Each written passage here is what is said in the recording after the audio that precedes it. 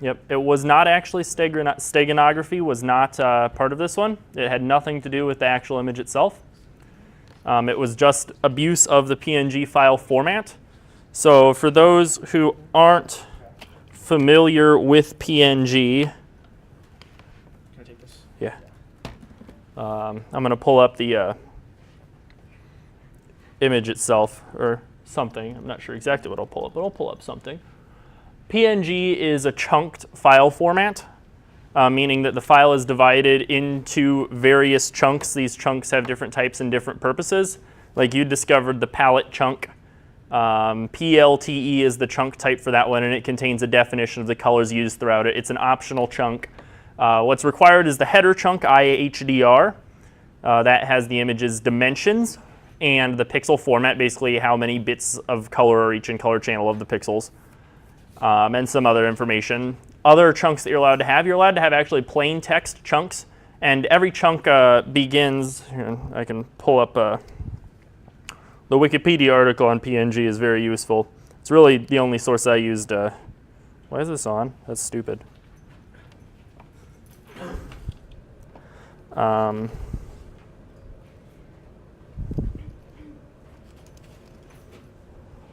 Really? I know it's gonna be like no internet connection.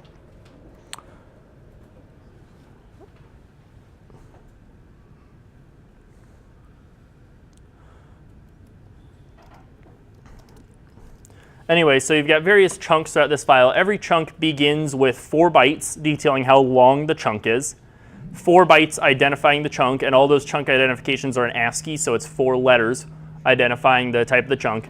Then length, amount of arbitrary binary bytes containing the data of that chunk, and then a 4-byte checksum at the end.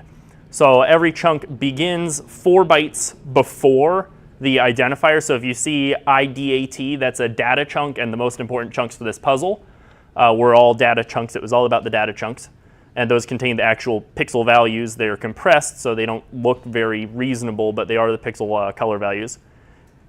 4 bytes before that is where that chunk begins with the length. And then it ends after length bytes plus 4 for the checksum. No. So in this image, so basically you have your header, maybe some other metadata, maybe some text that has EXIF info and whatnot, and then a bunch of data chunks. And each of those data chunks contains pixel data that eventually contains all the pixel data needed to fill up all the pixels in the image. So what happens if you then have more extra pixel data?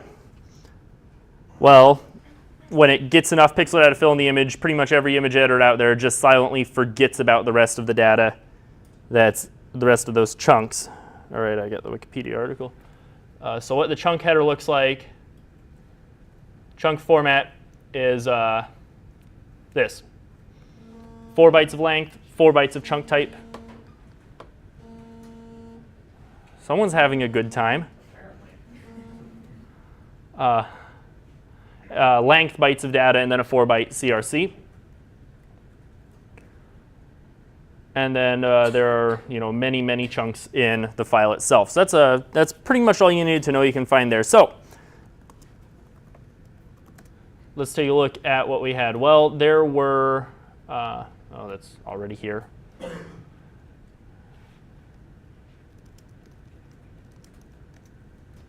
Well, that's going to be a little annoying.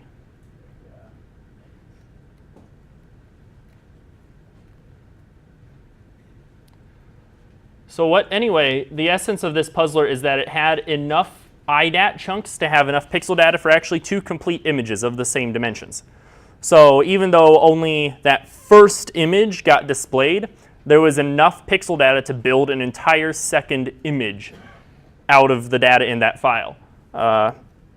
So anyway, what you could get is, so then you look at all those, there were actually 3,611 data chunks in that file, which is a lot. However, they are all exactly 8 kilobytes in size.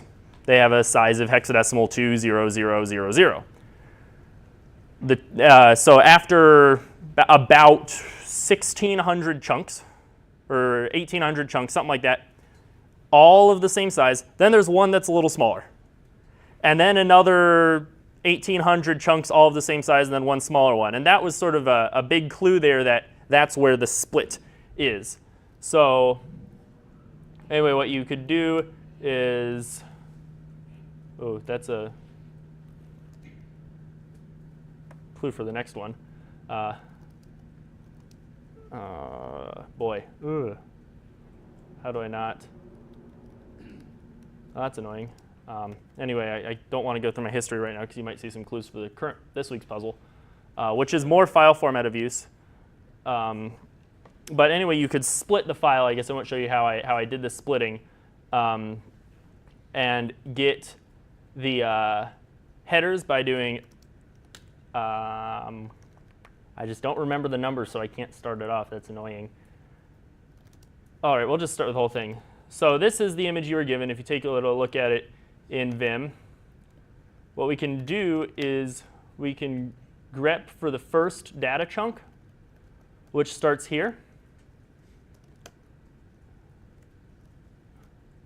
And that is at byte 80, or character 74. We do want to go by characters here. So at character 74, so what we can do with that is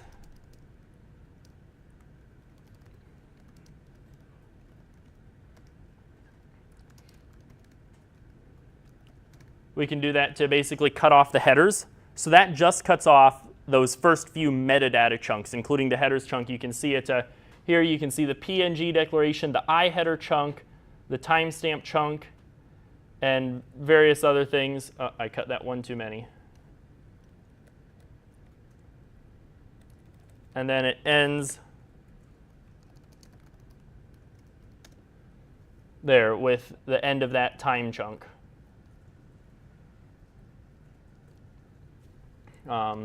Which means that then what we can do is we can tail plus 74.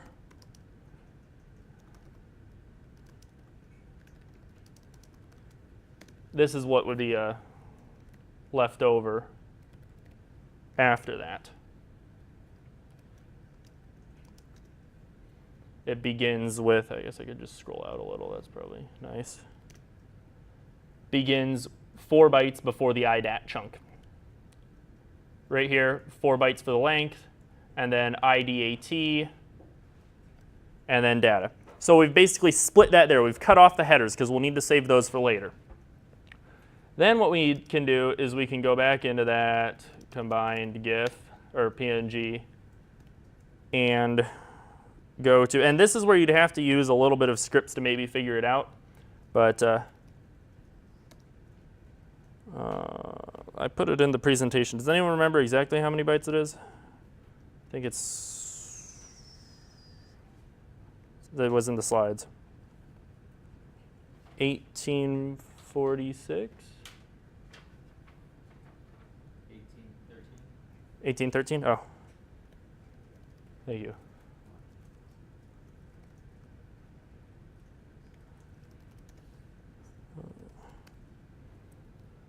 So here is the end of one image and the beginning of the next. You can actually see here this very short data chunk just from here to there, and that's sort of the trailing data chunk in the last, at the end of that first image. So we can get our position here, which is character, this obscenity.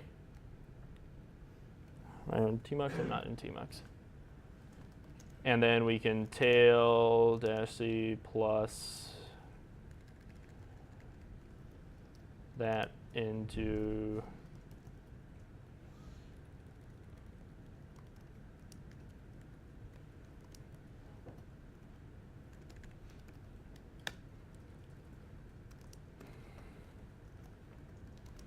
and make sure we actually did get a start at the right point. And we didn't. Notice it starts with the IDAT, but I did something wrong. I cut off the length. See that?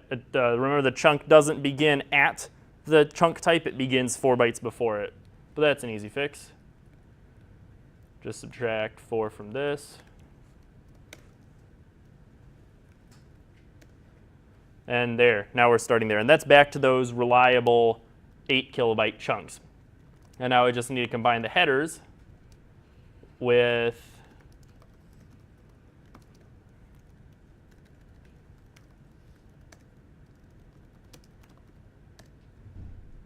live demo. No way this could go wrong.